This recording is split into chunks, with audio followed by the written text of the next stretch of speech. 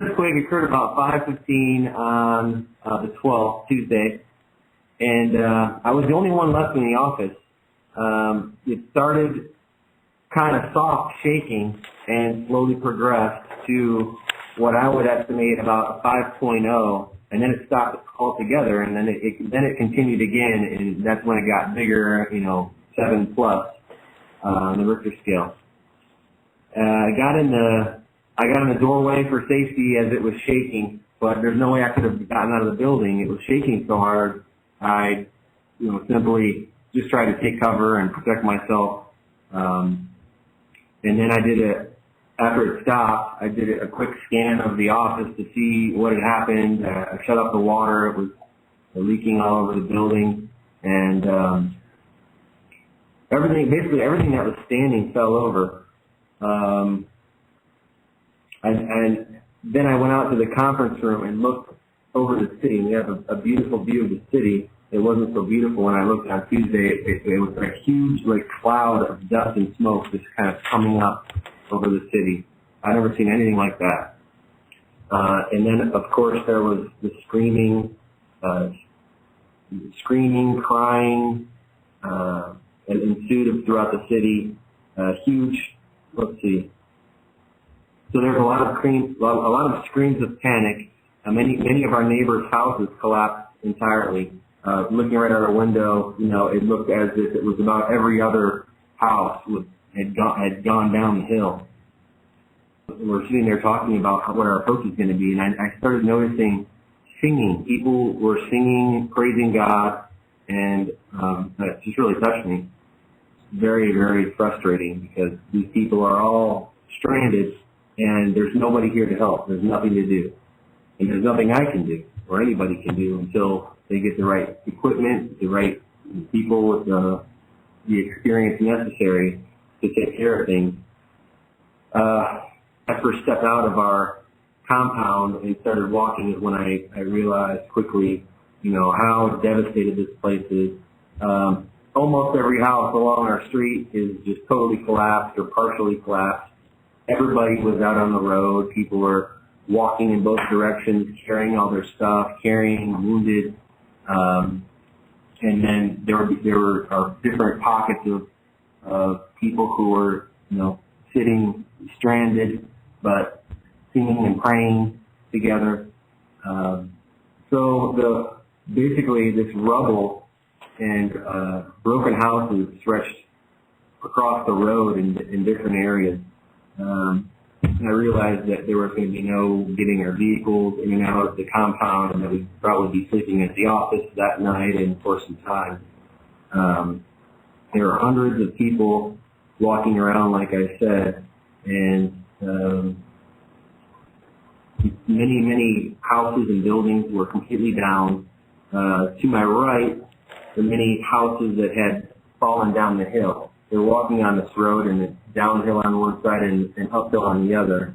And as I'm getting up to the FCMS office, all the houses on the opposite side of the road had totally collapsed. One of the guys who was laying in the street outside their office had walked over from the Hotel Montana, which completely collapsed. This guy, he was on the 5th floor when it fell, and the roof fell on his head. He had a big gash in the back of his head, and blood all up and down himself.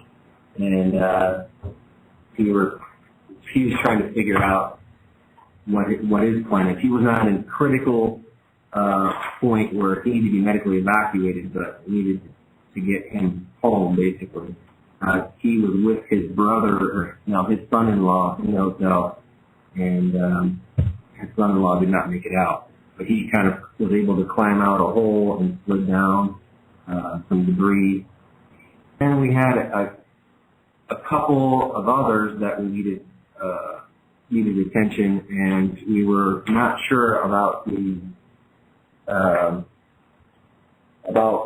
quality of the road and the way to the Montana from there. We weren't sure if we were going to be able to walk, get a motorcycle or walk down the Montana road. So myself and 3 Haitian U.S. Embassy workers said, all right, or 2 other guys, I should say, we said, all right, we're going to walk down and see if it's clear, if we can walk people out that way.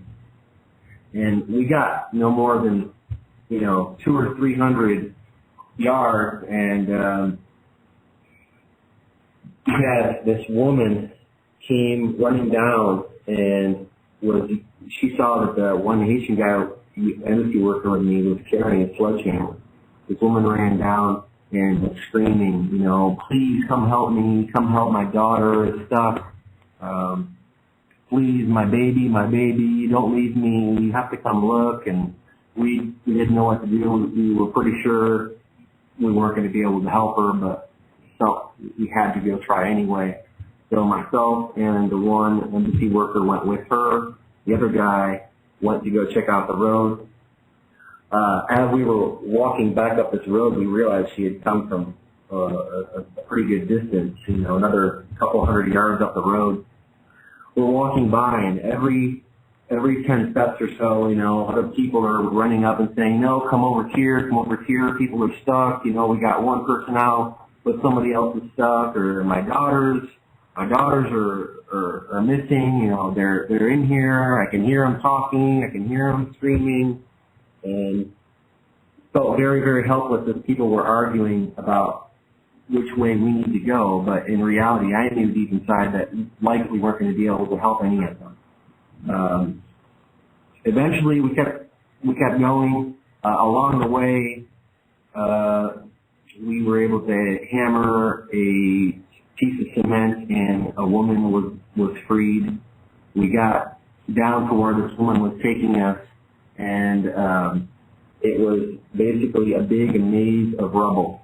There's a huge section, a couple big sections of housing up here by our office that the roofs are all basically shared roofs. They're all connected, and everything was totally down, and there were just probably, within a 30 or 40 yard area, a dozen people that were stuck, and, some people had half their body out, but their legs stuck. Some people, the arms flailing. Some people just crying from beneath.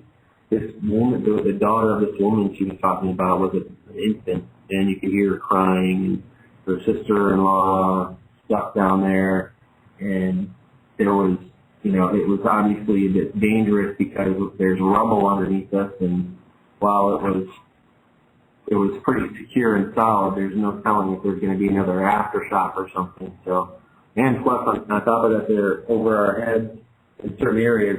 If we went closer, there would have been other stuff on top of our heads, and it was very, very difficult to tell these people that there's nothing I can do, and to promise them that we'd be coming back with the help that they needed, knowing that it's going to be a while before things get coordinated and anybody gets up here. Now those people are still there, still stuck, probably in dire need of water and air, and we were waiting for U.S. military and other special units to come up here and do some of that. There's got to be thousands of people missing right around our office. Like I said, I've never felt so helpless in my life making those kinds of decisions. We've been taking it step by step, doing work, planning, and trying to expedite things as much as we can so that when the real help gets here, that things are set up. Yesterday morning, I went back out, and I felt like I really couldn't do anything. I feel so silly sitting in this compound, unable to help anybody. They're stressing the importance of hygiene kits now because bodies are piling up. I mean, they're being pulled out of people's homes and laid in the street. Most of the people who are being carried out are people who are still alive, but just at the corner right outside our office, there got to be 6 or 7 bodies out there. And then I was told on the way down to Delmont from here, I heard somebody getting a warning, there are bodies out there. So just you be aware.